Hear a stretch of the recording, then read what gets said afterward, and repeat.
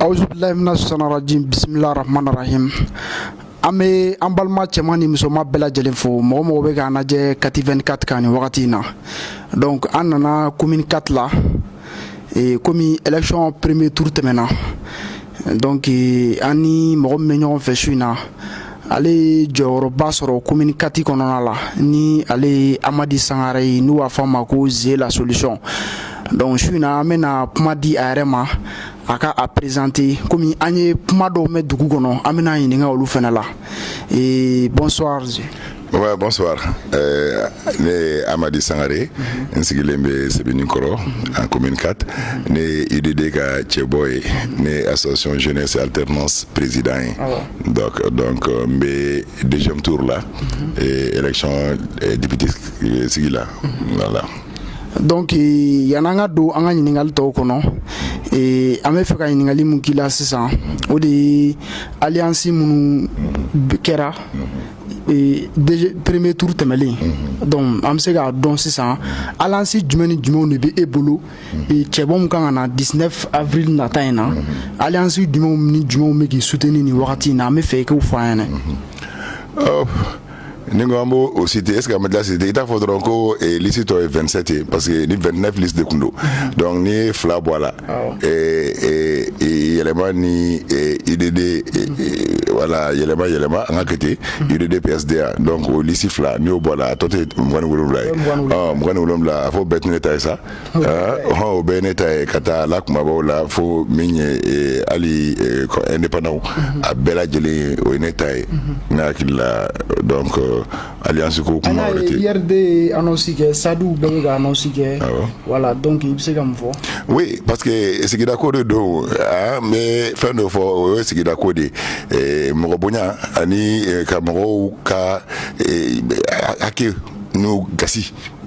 Bon, ne tagabolo o ye ne bɛ parti min fana na no IDD o fana tagabolo o ye PSDA fana o tagabolo kelen ye anw bɛɛ bɛ sigida kelen de kɔnɔ da fɔra ko ka cɛbɔ ta an ka sigida kɔnɔna na ni bɛ mɔgɔw bonya ni mɔgɔw ka hakilinataw ye kelen ye minnu ko kɔnɔ minnu si olu bɛ pan ɲɔgɔn fɛ ne hakili la vote bannen kɔ ne ni fɛn fɛn faralen filɛ ni ɲɔgɔn ka taa ni komi lakɔlɔsili bɛɛ k'a faamuya k'a fɔ ne ni ninnu bɛɛ hakilinata ye kelen ye ne ninnu jɛra de ka vote la o sinon n'a kun danna ne ni ninnu dɔrɔn ma an t'an sɔrɔ nin kɛnɛ kan ni y'a kɛra tan ni nin teriw de jɛra ka an ka vote la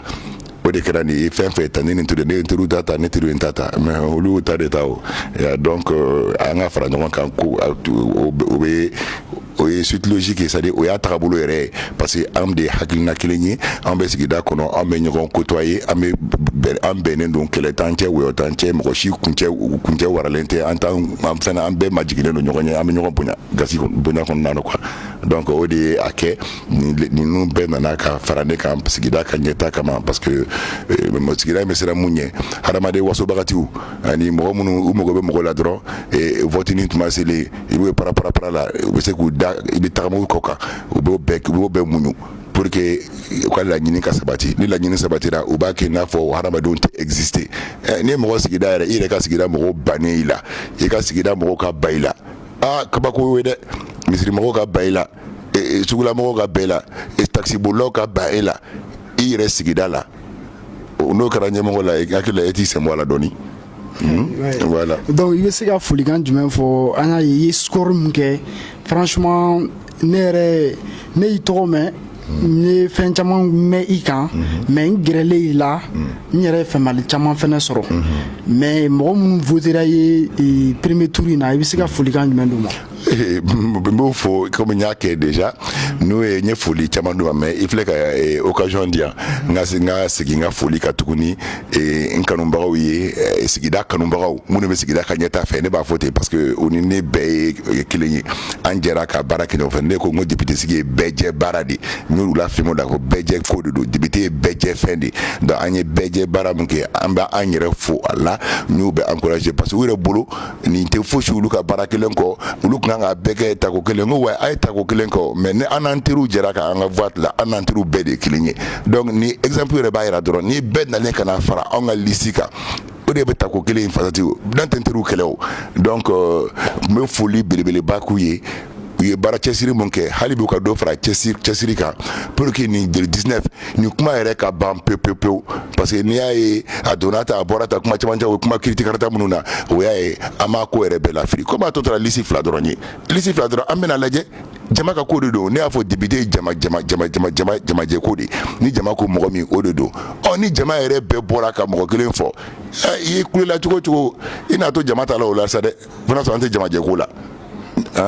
voilà donc n b'u fo k'u wale ɲuman dɔn hali bɛ ka dɔ fara cɛsiri kan an bɛ ɲɔgɔn bolo tous les jours tuma don bɛɛ n b'u kalama u bɛ n kalama so falen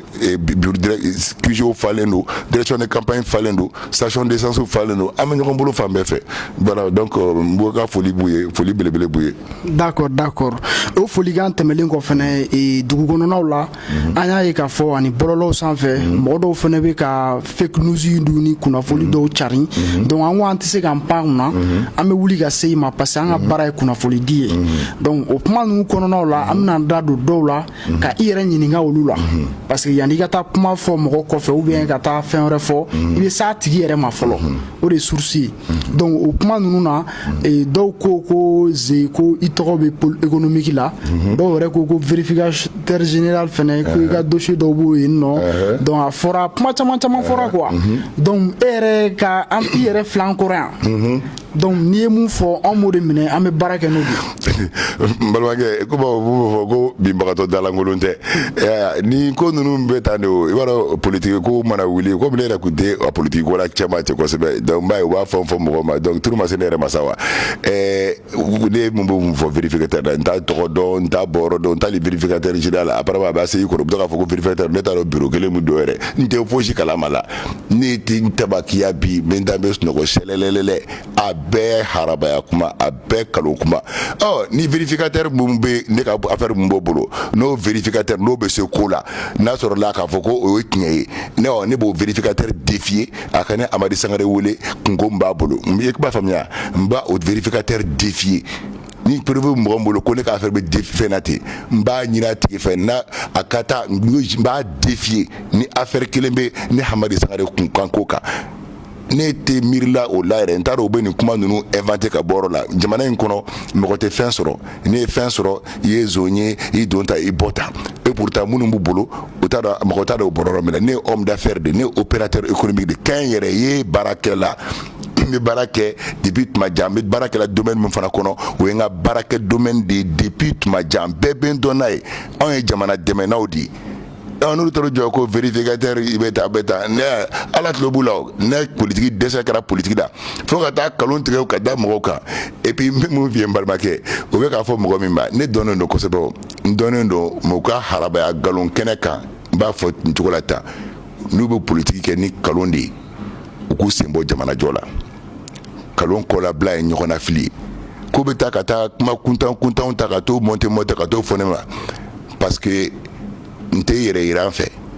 n tɛ forage kɛ ka taa n jɔ ka n foto t'a kɛrɛfɛ n tɛ sira dilan kɛ ka taa n jɔ ka taa n foto t'a kɛrɛfɛ ne ye fɛn fɛn ka sigida ye ne y'o kɛ il y a des années ne tagabolo don baara ninnu kɛlen ka sigida ye ne ka sigida bɛ ne dɔn ni baara ni fɛnw de ye n tɛ taa bar kɔnɔ n tɛ taa hôtel la n tɛ taa boîte de nuit kɔnɔ absolument pas n bɛ n ka so n bɛ misiri la n bɛ n ka marasi bɔyɔrɔ la n bɛ n ka gɛrɛnw na ni population de bɛ ɲɔgɔn fɛ ni n ka sigida denmisɛnninw de bɛ ɲɔgɔn fɛ n ye association ɲɛmɔgɔ ye n yera fɛn o fɛn na n yera fɛn kalamaw de la donc n'u ma dɔwɛrɛ sɔrɔ ka fɔ ne ma ko bɛ to jɔ ko vérificateur général de ne yɛrɛ t'a dɔn fɛn min bɛ fɔ cogo min na o n bɛ mun fɔ o ye o dada ne hakili la ne bɛ position mun na bi olu dɔw t'anw tagabolo ye sa u ka harabaya kuma dɔw ta ka bɔ ne la n'u dɛsɛra u ka kuma wɛrɛw fɔ parce que ne tɛna n don komi nin kuma sugu fɔ n cɛ ɲɔgɔn ma ko politiki kɛnɛ la quoi parce que a gɛlɛyalen de don dabu ye sunɔgɔtu ye donc u bɛ kumaw fɔ ka taa fɔ ne ma ne tɛ pôle économique de a don ta bɔ ta u ka sabali sa u ka nin dabila an ka baara kɛ sa ne ko n ko jamana ne ka sigida denw bɛ ne dɔn olu b'a dɔn ne tagabolo mun ye u ka kalon kuma a bɛ se ka faransikaw minɛ a bɛ se ka amerikikaw minɛ olu yɔrɔ ka jan minnu t'an dɔn mais sigida denw a tɛ marché nin ye politiki kolonba de y'u bolo parce que u bɛ k'a fɔ diɲɛ bɛɛ tulo b'u la u b'a dɔn k'a fɔ Amadi n tɛ ni mɔgɔ ye absolument pas u k'u jija u ka baara kɔnɔnaw ye k'u to yen fɔlɔ u ka kalakalakaw ni fɛnw ye k'u to yen fɔlɔ u ka fara ka taa an ka mɔgɔw di saya ma yɔrɔ ni kidali ni fɛnw na tapis rouge ni fɛnw nɔfɛ u ye tiɲɛni min kɛ jamana in kun an b'a dɔn kojugu u ka sabali sa u ka sabali u ka nin fɛn kuntan ninnu fɔli dabila ka taa mɔgɔw sara ka taa papier kolonw sɛbɛn ka fɛn kuntanw sɛbɛn ka mɔgɔbaw lakari k'e bɛ n'i sigi jama ɲɛma e ye ɲɛmɔgɔ sugu jumɛn ye ala ka jamana in kisi ni ɲɛmɔgɔ sugu ninnu ma n'a fanga ɲini sera fo ka taa mɔgɔbaw lakari ka ɲina k'a fɔ dutigiw don dentigiw don ne ye kuma haraba kumaw de ye ne tɛ nin fɛn ninnu fɔ ne bɛ n ka campagne fɛn kɛ n tɛ mɔgɔ dɔgɔya n tɛ fosi n bɛ taga i tɛ ne y'a la a ma nin ye bi bɛ sini bɛ quoi u kana ɲina sini kɔ kan olu ye denmisɛnnin fitinin ne bɛ si ka kɔrɔ n'u ta ye donc ka kuma kuntanw ni fɛn fɔ u ka miiri kunun na kan ne bɛ nin bɛɛ dɔn nin bɛɛ ka lettre de soutien tun bɛ se ne ma yan nin bɛɛ ka lettre minnu bɛ Manakaw ka lettre de soutien bɛ se ne ma n y'u supporter financièrement k'u dɛmɛ k'u kɔrɔtan u ma jɔ jama jigi kɔrɔ u ye ne yɛrɛ déçoit u ye ne yɛrɛ vraiment u ye sigida bɛɛ déçoit donc ka sabali kuma fu fɔ la mɔgɔw ma quoi. D'accord an y'o faamuya j'espère que an lamɛnnikɛlaw fana ye faamuyali caman sɔrɔ o la sisan an bɛ fɛ ka na mun yɛrɛ kɔnɔna la ni o ye député ye donc député yɛrɛ ye mɔgɔ jɔn ye ani député yɛrɛ ka baara ye jumɛn ye sigida la an bɛ fɛ k'i da don de la k'o walawala. tu sais que n bɛ fɛn dɔ f'i ye quoi i b'a dɔn u bɛ hadamadenw u bɛ degelen bɛ hakili suya na quoi ne m'a f'i ye ko ni vote sera i b'o yɔliyɔli la mɔgɔw da la i bɛ taa Talikɔ i n'a fɔ an ka commune 4 la sisan quartier reculé 3 bɛ yen Talikɔ bɛ kelen ye Kalabanbugu ye kelen ye ani Lassa dɔw bɛ yala Talikɔ bɛ tan Kalabanbugu bɛ tan u bɛ taa hadamadenw tromper ni vote kɛra ka ban dɔrɔn u y'u ɲinɛ o yɔrɔ ninnu kɔ u miiri tɛ jigin o yɔrɔ ninnu na tuguni ni vote ko kura tɛ tuguni alors donc n bɛ mun fɔ ni mɔgɔ ninnu u bɛ na ko bɛ population de exploiter sisan ni y'u ɲininka ko député ka baara ye jumɛn non dɔw yɛrɛ b'u dɛmɛ k'o kuma fɔ député ka baara ye min ye k'i occuper loi la k'i occuper sariya la ka to ka gouvernement interpeller ka ministre wele ka taa salini dɔ ta ka taa n sigi o kɔnɔ ka restitution kɛ jama ma o kɔrɔ ye restitution kɔrɔ ye min ye ni min fɔra assemblée kɔnɔ n bɛ n'o segin ka population mɔgɔw ma ne ko ni député baara dan kun y'o ye o ne ye question min posé a ka nɔgɔn dɛ ne ko pourquoi concours tɛ kɛ sariya kalannaw ni ɲɔgɔn cɛ constitutionnaliste minnu ye constitution dilan minnu ye kalan bɛnn'o ma ani minnu ye droit kalan pour que a tɛ fɔ concours kɛ ENA mɔgɔw minnu bɔr'o la ani Faransi taw Amérique taw n t'a dɔn Maroc taw concours ka k'u dama ni ɲɔgɔn cɛ u ka taa assemblée la pour que a bɛ fɔ ko bɛɛ ka t'i ka sigida la i ka sigidaw samara sirala b'o la hali i ka bɔ i kɛ ni carte b'a bolo i bɛ boli o nɔfɛ i bɛ boli o muso nɔfɛ ka boli sigida togodaw u bɛ don wo bɛɛ kɔnɔ mɔgɔw nɔfɛ décidelaw dɔgɔtɔrɔw ɲinbɔlaw n t'a dɔn n b'a fɛ chauffeur sotaramabolilaw taxi bolila i mago bɛ bɛɛ de la donc ni mago bɛ bɛɛ la pour que e ka voter ka taa assemblée kɔrɔ a n'a kɔrɔ bɛ ɲɔgɔn na o kɔrɔ tɛ k'i taga kun tɛ ka taa constitution ni fɛn dɔrɔn kɛ dɛ f'i k'a faamuya ko sigida de y'i kɔrɔtan k'i kɛ mɔgɔba ye sigida y'i kɔrɔ k'i kɛ mɔgɔba ye pour k'i k'i hakili to i ka sigida ka hakɛ la jamana ka hɛrɛ tila yɔrɔ la sababu bɛ se ka bɔ yɔrɔ ka sama ka na i ka sigida mɔgɔw ma donc ni député mun tɛ se k'o kɛ ni maire mun tɛ se k'o kɛ e kan ka dɔn k'a fɔ i tɛ ka baara kɛ la ne ye mun fɔ n bɛ segin k'a fɔ n ko dɔ kɛra maire ye a kɛra ministre ye ka kɛra maire ye ka kɛ maire an bɛɛ y'a dɛmɛ sigida in bɛɛ y'a kɛlɛ kɛ ni mɔgɔw kun tɛna sa ko la yan ka kɛ ministre ye ka kɛ premier ministre ye ne ko n ko feu rouge ni kelen pe de b'an ka commune 4 kɔnɔ 8 quartiers Bamako bɛɛ taa Bamako fan bɛɛ commune bɛɛ kɔnɔ i bɛ feu rouge sɔrɔ a fan bɛɛ anw de ka commune kɔnɔna na a tɛ yan bi a tɛ yan sini a bɛ yɔrɔ kelen min na place kan